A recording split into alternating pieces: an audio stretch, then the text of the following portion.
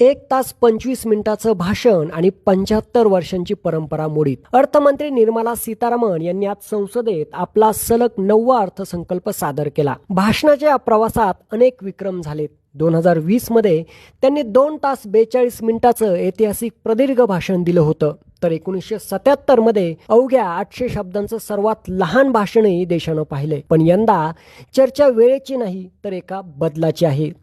75 वर्षांची परंपरा मोडत सीतारामन यांनी पार्ट बी ला अर्थसंकल्पाचा केंद्रबिंदू बनवलं आणि भारताचा भविष्यातील आर्थिक रोडमॅप मांडला.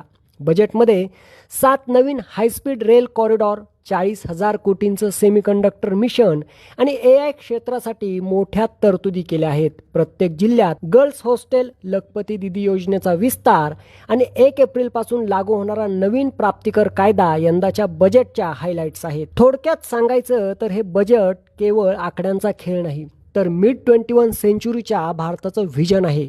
स्थैर्य, वृद्धी, तंत्रज्ञानाची ही नवी भरारी देशाला कुठे नेणार? बजेटच्या अशाच सविस्तर विश्लेषणासाठी लोकमत मनीला लगेच फॉलो करा.